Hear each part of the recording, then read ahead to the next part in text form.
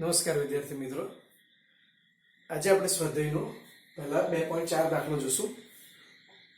12 centimetre ત્રિજ્યાના એક ગોળાકાર સુવાહકની સપાટી પર 1.6 × 10⁻⁷ કુલમ વિદ્યુતભાર નિયમિત રીતે વિતરિત થયેલો છે. તો પહેલું ગોળાની અંદર, બીજું ગોળાની તરત બહાર એટલે આપણે સપાટી પરનું બિંદુ લેશું. ગોળાના કેન્દ્રથી 18 સેન્ટીમીટર અંતરે આવેલા બિંદુએ વિદ્યુત ક્ષેત્ર શોધવા કીધેલું છે. બરાબર. તો ગોળાકાર સુવાહકની ત્રિજ્યા લખેલી છે r = 12 સેન્ટીમીટર અને મીટરમાં કન્વર્ટ કરેલું છે. સપાટી પરનો વિદ્યુતભાર લખ્યો છે. ગોળાની બહાર આવેલું બિંદુ ગોળાના કેન્દ્રથી જે અંતરે છે તે અંતર આપણે r' કહી દીધેલું છે. બરાબર છે. તો પહેલું શોધીએ, ગોળાના અંદરના વિસ્તારમાં વિદ્યુત ક્ષેત્ર કેટલું આવે. તો ગૌસનો નિયમ એવું કહે છે કે ગોળાકાર સુવાહકની સપાટી પરના વિદ્યુતભારને લીધે તેની અંદરના દરેક બિંદુએ વિદ્યુત ક્ષેત્ર કેટલું હશે? તો એ 0 હશે. એટલે તે બિંદુએ અંદરના દરેક બિંદુ પાસે વિદ્યુત ક્ષેત્ર કેટલું હશે? 0. હવે બી લઈએ. તો શું કહે છે? ગોળાની તરત બહાર એટલે કે સપાટી પરના બિંદુ P પાસે વિદ્યુત ક્ષેત્ર EP શોધવું છે. તો સપાટી પરનું બિંદુ હોય કે પછી સપાટીની બહારનું બિંદુ હોય, સપાટી પરનો સમગ્ર વિદ્યુતભાર આપણે ક્યાં સંકેન્દ્રિત વિચારવાનો? તો કેન્દ્ર પર કેન્દ્રિત થયેલો છે તેમ વિચારીએ. તો EP બરાબર આપણે લખી શકીએ 1/4πε0 q/r². વેલ્યુ લખીએ 9 × 10⁹ into q is 1.6 × 10⁻⁷ ના છેદમાં r એટલે 0.12 નો સ્ક્વેર. બરાબર છે. હવે એનું કેલ્ક્યુલેશન કરીએ કેલ્ક્યુલેટર પર. તો 1.6 × 9 એટલે થયું 14.4. 14.4 × 10⁻² અને આને જો ગણીએ તો 0.12 × 0.12 એટલે 0.0144 આવું કંઈક આવશે. બરાબર છે. અથવા તો આને 14.4 કરવું હોય તો પણ તમે કરી શકો. બરાબર છે. જો આપણે તેમ કરીએ તો ઇઝ ઇક્વલ ટુ 14.4 × 10⁻² ના છેદમાં, ધારો કે ડેસિમલ પ્લેસ હું આમ ખસેડું, કેટલા? 1, 2 અને 3. બરાબર છે. તો પણ 14.4 થઈ જાય. એટલે અહીંયા લખીએ 14.4. કેટલા પ્લેસ કહીશા? 1, 2 અને 3 એટલે 10⁻³ કરવું પડે. બરાબર છે. એટલે આ કેન્સલ થશે અને જવાબ થશે 10⁵ ન્યૂટન પર કુલમ. આ EP થઈ ગયું. બરાબર છે. ચાલો હવે તે જ રીતે જોઈએ, ગોળાના કેન્દ્રથી 18 સેન્ટીમીટર અંતરે બિંદુ Q આવેલું છે, જે બહારનું બિંદુ છે. તો બહારના બિંદુ માટે વિદ્યુત ક્ષેત્ર EQ એ પણ શું લખાશે? 1/4πε0 q ના છેદમાં r². કિંમત મૂકીએ 9 × 10⁹ q છે 1.6 × 10⁻⁷ છેદમાં અંતર જે છે તે 0.18 મીટર છે એટલે 0.18 મીટરનો સ્ક્વેર. બરાબર. Is equal two 9 × 10⁹. ઓકે, અને પેલા ગુણાકારમાં લઈએ. 16 × 9 = 144. બરાબર. એટલે કેટલું થશે? 14.4 × 10⁻² થઈ જશે છેદમાં 0.18 નો સ્ક્વેર કરીએ. 0.18 × 0.18 એટલે આવશે 0.0324. 0.0324. હવે ડિવિઝન કરીએ. 14.4 / 0.0324 એટલે જવાબ આવવો જોઈએ 444.44 × 10⁻² અથવા 4.44 × 2 ડેસિમલ પ્લેસ ખસે એટલે 10⁻⁴ ન્યૂટન પર કુલમ. આ તમારું EQ થઈ ગયું. બરાબર છે. ઓકે, તો આ રીતે આપણે અંદરના બિંદુએ, સપાટી પરના બિંદુએ અને બહારના બિંદુએ વિદ્યુત ક્ષેત્ર શોધી શકીએ.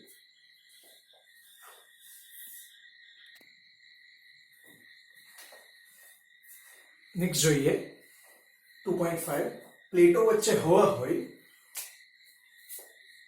તેવા સમાંતર પ્લેટ કેપેસિટરનું કેપેસિટન્સ 8 પિકોફેરેડ છે. જો પ્લેટો વચ્ચેનું અંતર અડધું કરવામાં આવે અને તેમની વચ્ચેના અવકાશને ડાઇલેક્ટ્રિક અચળાંક 6 ધરાવતા દ્રવ્ય વડે ભરી દેવામાં આવે તો તેમનું કેપેસિટન્સ કેટલું થશે? બરાબર છે. તો જ્યારે બે પ્લેટ વચ્ચે હવા હોય, જ્યારે બે પ્લેટો વચ્ચે હવા હોય ત્યારે, બરાબર, તો તે કિસ્સામાં પ્લેટોનું ક્ષેત્રફળ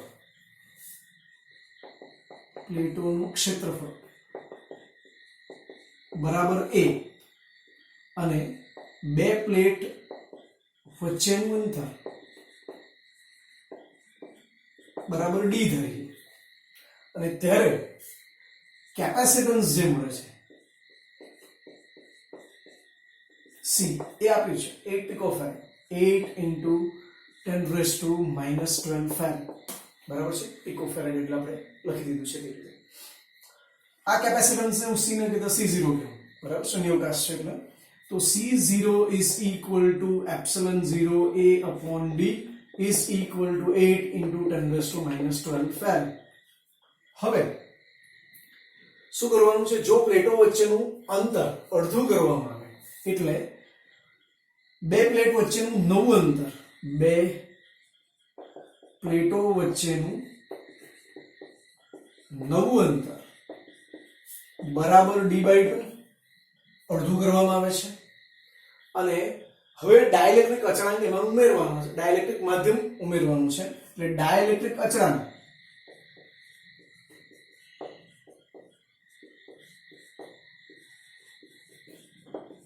k બરાબર આપણે શું લખીએ?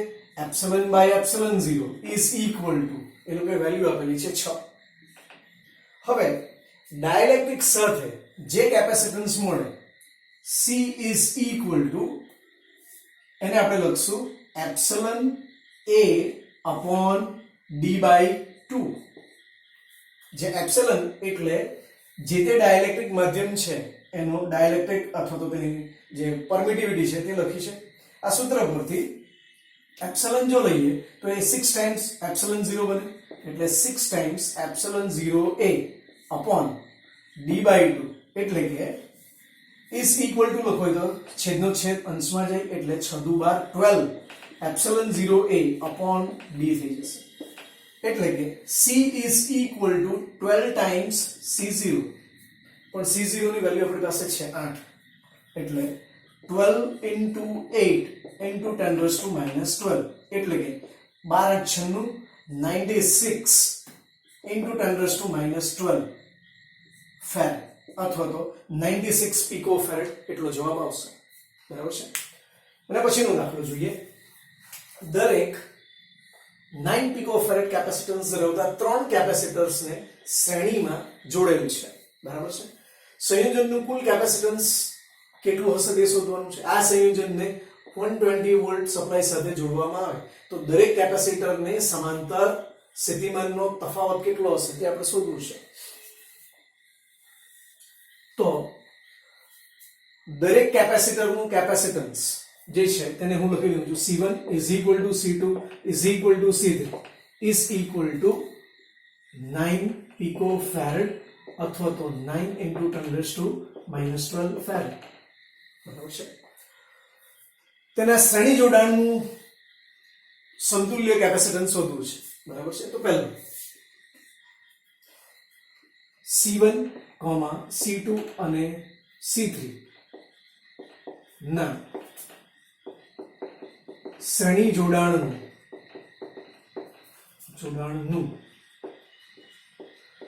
સમતુલ્ય કેપેસિટન્સ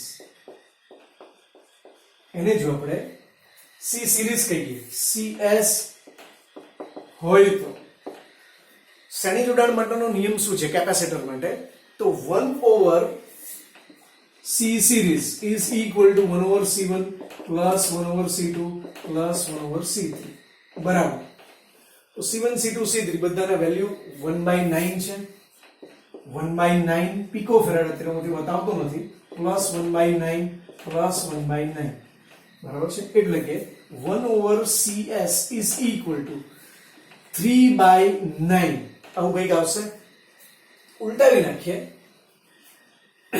એટલે કે CS is equal to 9/3 picofarad આવું કંઈક આવે એટલે કે વેલ્યુ શું થશે C series બરાબર 3 તારી 9 એટલે 3 picofarad અથવા તો 3 into 10 raised to minus 12 farad આ C series આવી ગઈ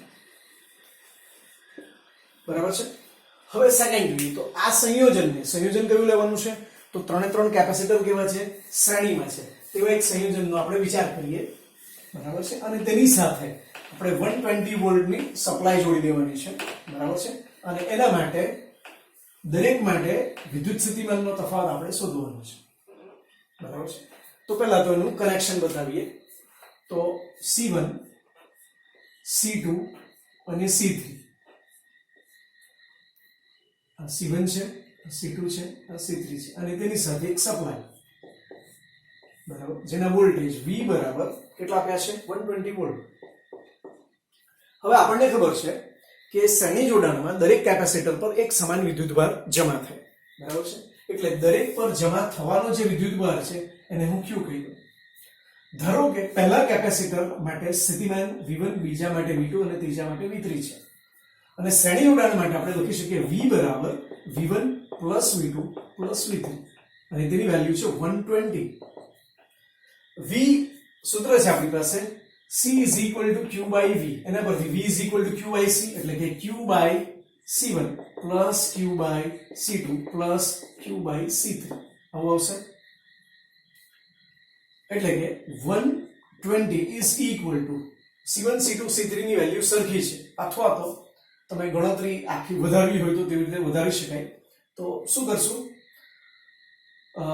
Q ને કોમન લઈ લઉં અને લખું છું 1/C1 plus 1/C2 plus 1/C3 એટલે કે એનો જવાબ આવશે Q into 1/CS બરાબર છે આપણે શોધવો છે વિદ્યુતભાર તો વિદ્યુતભાર Q is equal to 120 into C series એટલે કે 120 into C series શું આવ્યું 3 picofarad એટલે કે 3 into 10 raised to minus 12 બરાબર છે વિદ્યુતભાર Q બરાબર 12 તારી 36 એક 0 લખીએ અને into 10 raised to minus 12 coulomb આટલો વિદ્યુતભાર આવે હવે V1 શોધવું હોય V2 શોધવું હોય કે V3 શોધવું હોય બરાબર તો આપણી પાસે ડેટા મળી જાય છે તો V1 is equal to V2 is equal to V3 અથવા તો પહેલા આપણે શોધીએ V1 is equal to Q by C1 તો Q કેટલો તો 360 into 10 raised to minus 12 અને C1 C2 C3 ગમે તે લો 9 into 10 raised to minus 12 10 raised to minus 12 નીકળી જશે 9 ચોક 36 પ્રમાણે 40 વોલ્ટ આવશે તે જ રીતે V2 શોધો તો V2 બરાબર Q by C2 એટલે કે Q again 360 into 10 raised to minus 12 છેદમાં 9 into 10 raised to minus 12 એટલે ફરીથી 40 વોલ્ટ અને તે જ રીતે V3 પણ 40 વોલ્ટ જ આવશે કારણ કે તેના માટે પણ Q by C3 આવવાનું છે પણ Q અને C3 ની વેલ્યુ કેવી છે સરખી છે તો આ રીતે આપણે સમતુલ્ય કેપેસિટન્સ શોધ્યું શ્રેણી જોડાણનું અને દરેક કેપેસિટર માટે વિદ્યુત સ્થિતિમાનના તફાવત જોયા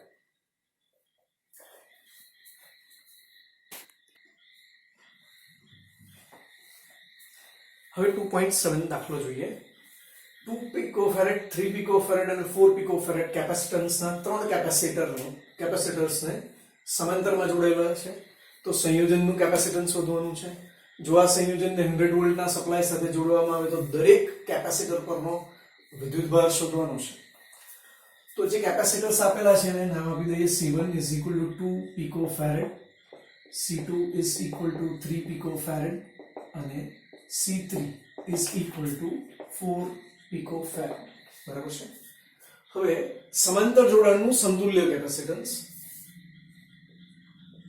સમાંતર જોડાણનું